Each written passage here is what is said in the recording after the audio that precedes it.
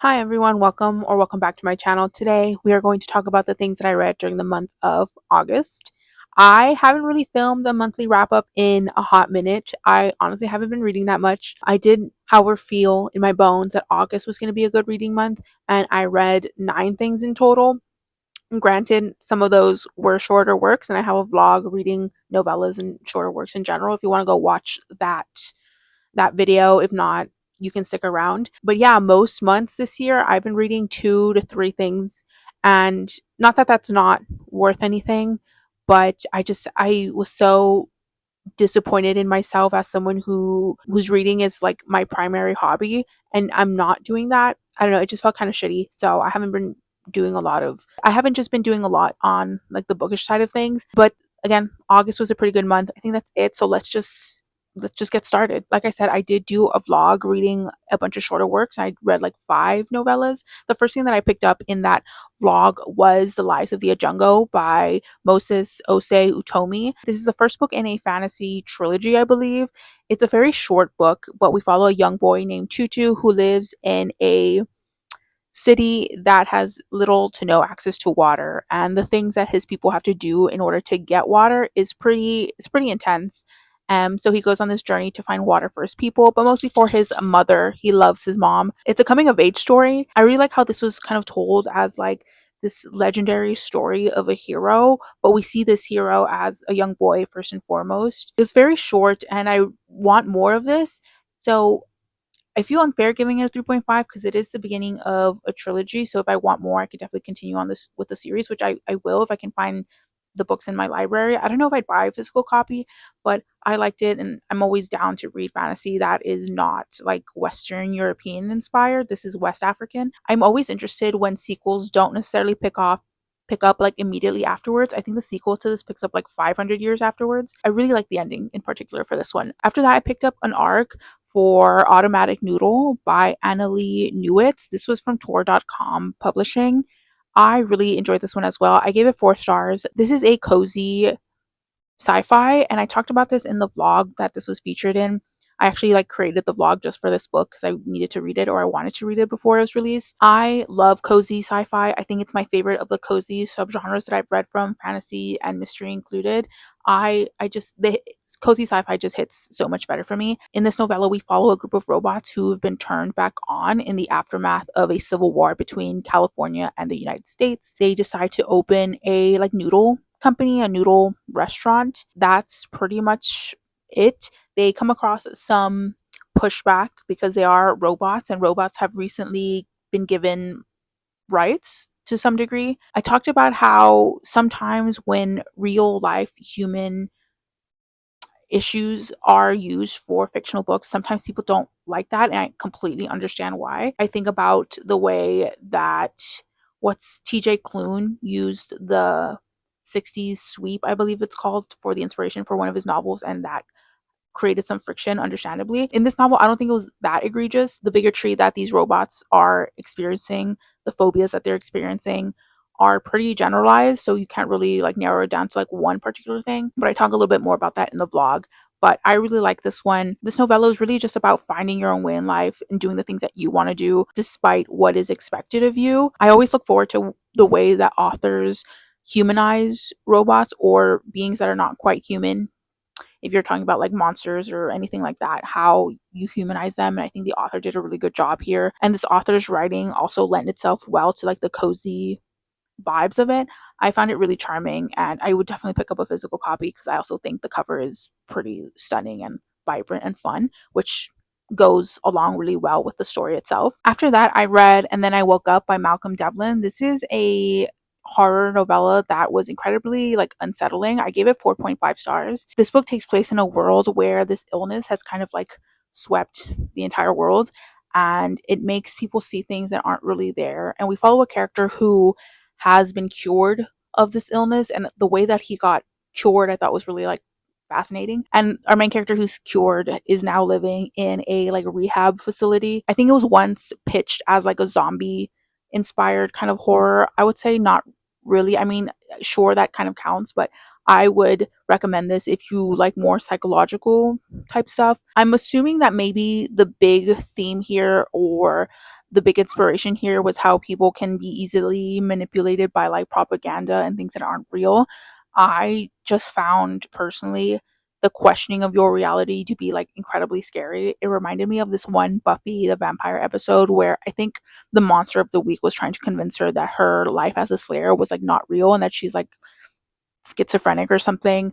It's kind of similar vibes to that. There wasn't like a ton of plot movement, which I think is fine for a psychological horror. Not to say that we didn't see like very creepy or read about like really horrible things that did happen. There's also like violence and stuff, but it was the quiet moments of horror that really got to me.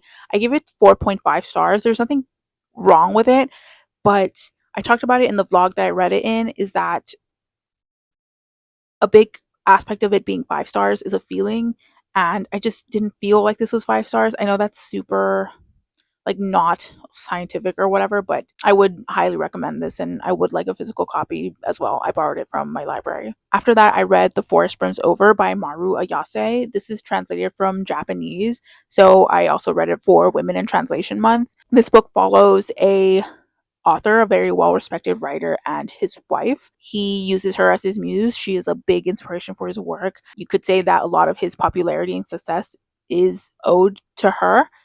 And then one day she starts growing like branches, flowers, roots, whatever. And naturally, he uses that as inspiration for his next novel.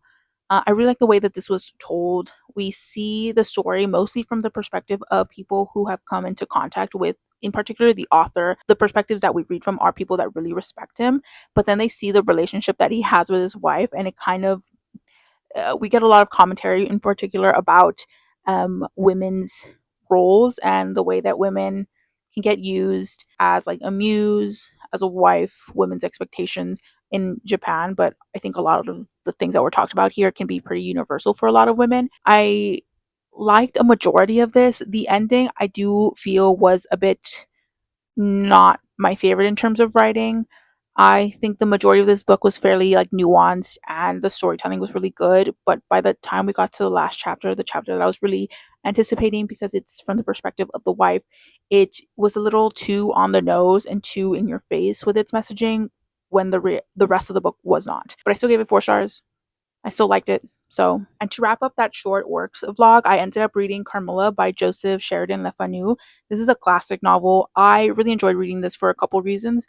The first is that I went into this knowing that I hadn't really read a classic novel in quite some time, and I wasn't even the biggest classic reader before. I like in general I wasn't, so I really took my time and tried to analyze this as critically as I could, and I had a good time doing that, just being a bit more thoughtful about what I'm reading. This is also edited by Carmen Maria Machado, and I did like her like footnotes, and I thought her introduction to the text was pretty witty if you understood what she was like doing there. But I also really enjoyed it just because of the material and what it was. In this book we follow a character named Laura, and her father live in this like very beautiful gothic mansion, and one day quite literally like a woman is dropped on their doorstep, someone around Laura's age, like a young woman. I'm sure maybe you know that this is a vampire story, and Laura and Carmilla have this like really intense like psychosexual relationship. I'm sure that the author's intention wasn't like great when writing this.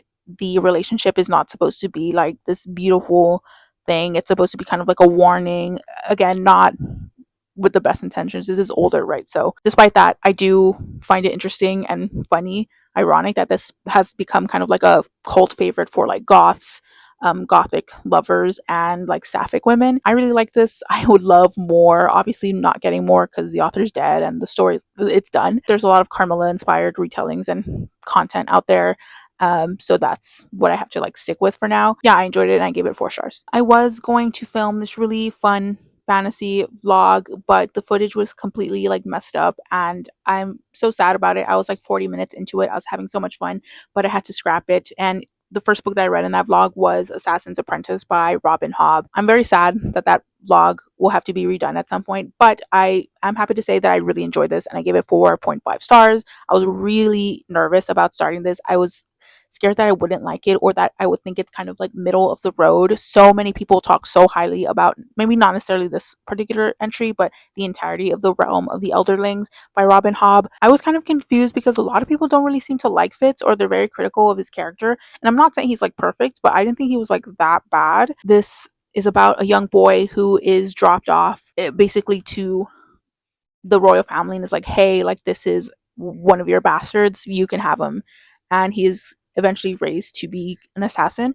We start the story off when he's 6 years old. I don't mind Fitz's character, like I said before. I do think that he's a little bland, and I guess you can kind of explain that in a way that's, well, he's still an impressionable young man, so he's kind of like taking in everything before showing us his true self. But at some point later on in the book, when he's around 13, 14, I feel like we can get a bit more character from him, especially since the rest of the characters in the story are so vivid. I really am interested in characters like the Fool. I thought was pretty cool. Again, you're not going to see the vlog, but one thing that I noted was the male relationships that he has, the almost like father figures that he has, which I found very charming. Now, these older men aren't necessarily like perfect human beings, like who is, but I find the good relationships very endearing.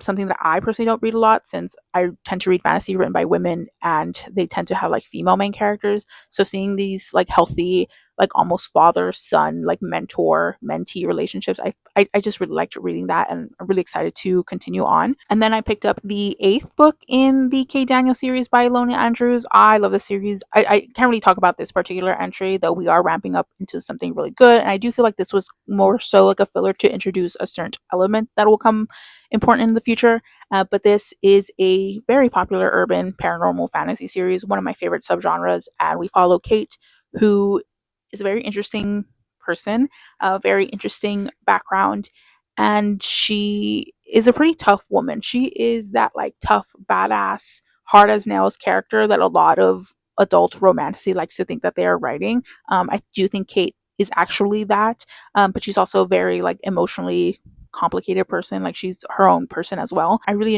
adore her. I feel like she is one of my favorite like literary like badass assassins, along, or not assassins, but badass female characters alongside, Katniss or whatever badass female characters that you're thinking of. I think she's in there. This mostly has like a monster of the week type formula, though there is an overall like arcing story with Kate and some family drama. Her relationship as well with her love interest throughout the series is also impeccable. I always talk about how I don't care about romances, but then when I read a romance that I actually give a shit about, I'm like, I actually do like romance, but some of y'all just can't write it well, I guess. No offense. Yeah, I really like this. I'm 8 books in, so I wouldn't be reading and being so enthusiastic about it if I didn't love it. But yeah, I'll probably finish up the story, if not by next month, the month after. Oh, and I gave this 4 stars. The Bear and the Nightingale was also part of that canceled vlog. I gave this 4 stars, though it did take a while for me to get there. I did talk about this on TikTok as well, but this is a story about a young character named Vasilisa, and she lives on the edge of like the Russian wilderness with her father, who's like somewhat connected to the royalty in Russia. Her mother did die during childbirth, and at some point her father does go to Moscow to find a wife. When he comes back with a new wife, as well as some other people tag along, they bring a lot more Christian Eastern Orthodox beliefs, and it kind of clashes with their more like folk traditional Russian beliefs. And that's a big theme in this story that I really liked reading about. I really like reading about religion in books, even though I myself am not religious like at all. One of my favorite types of character arcs was present in this. We have a pious character. I won't name who, but like there's a pious character that kind of has like a downwards spiral. So entertaining to read. There's a quality to the writing that almost feels like it should or could be read out loud. Like gather around the campfire. The first chapter, I believe, quite literally starts with an older like woman gathering a bunch of children and telling a story. Like that kind of vibe. However, I feel like that kind of storytelling lends itself best to like one character focus, or if you're going to talk about multiple characters, they kind of all have to be in the same boat, have the same perspective, same goals. And Vasilisa is very unique. For like the first 100 pages, we kept switching POVs for the most part between different characters, different motivations, and I guess it's for like the author to like set the scene and talk about different perspectives. but it just felt kind of jarring to read until like 120 pages in. We finally just focused on Vasilisa and her perspective on everything, and that's when it got good. I really enjoyed it from that point on. I really like the relationships that she has with her family. Her youngest brother, I forgot, I'm not going to butcher his like Russian name, and then her half sister. Her relationship with her father is so tumultuous. Obviously he's a big presence in her life, but he's also like a big perpetrator of the misogyny that she has to deal with, but he still really loves her. And I feel like that's such a nuanced thing that I think a lot of people might just write off and just say he's an a-hole, which I totally get. But despite that, their relationship is still very, it's still very trusting, and I did like it. Just the beginning was a bit rough for me. And then the last book that I read for August was Lock Every Door by Riley Sager. Unfortunately, didn't end on the highest notes. This is the worst book I think I read last month. I gave this 2.5 stars. I just really wanted a very like just a fine thriller book, but I couldn't even get that with Riley Sager. I know he's a hit and miss author, and for the most part, I've only ever read one other book from him that I did really enjoy, which was Home Before Dark. I think I gave that like 3.5 or a 4. But this one, yeah, I guess he is a hit and miss author for me now as well. This book is about a young woman who is down on her luck. She's recently been fired, found her boyfriend cheating on her, so she dumps him and she's like broke. But she finds like a Craigslist ad for a like really fancy apartment building like job, where she would just have to house sit for a couple months. She'd get a lot of money, and she's like, this is too good to be true, but I really need the money.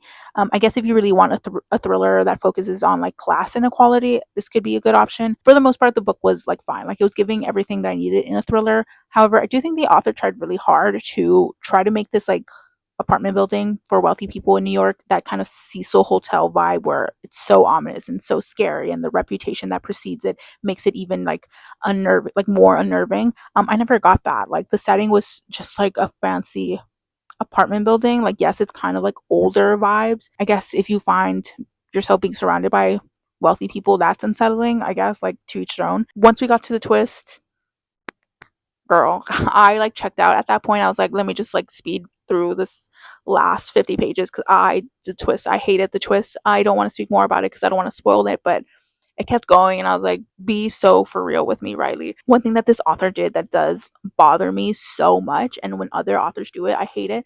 It's when they keep certain information to their chest, close to them. They don't reveal it, or they don't kind of bring it in naturally, especially when it does nothing for the story, specifically when it does nothing for the overall like actual thriller part of the story. This is not a spoiler, but our main character, her parents and her sister have both passed.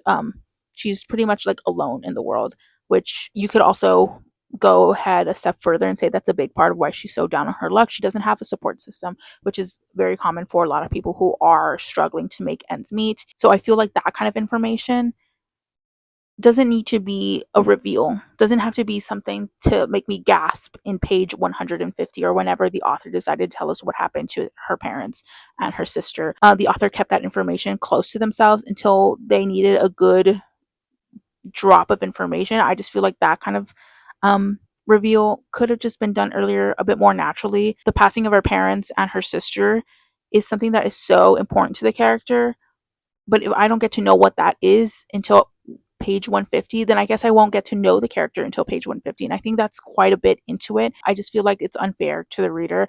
And it's also kind of lazy. Like, if you want a good reveal, give me a good reveal, but don't give me a reveal that's just character backstory. I hate that. I hate that so much. But yeah, I gave this 2.5 stars. That's everything that I read during the month of August. I had mostly hits, which is a good thing. B, I read like 3 times as many books as I have been the entire year. Let me know down below in the comments about anything that I've talked about. Have you read any of these books? Have you liked them, disliked them, DNF them, whatever? I will also link my social medias as well as some far more important links down below. I will link my social medias as well as some far more important links down below. Feel free to like, dislike, comment, or subscribe, or do neither. It's all cool with me. Thank you so much for watching. I will see you in the next one.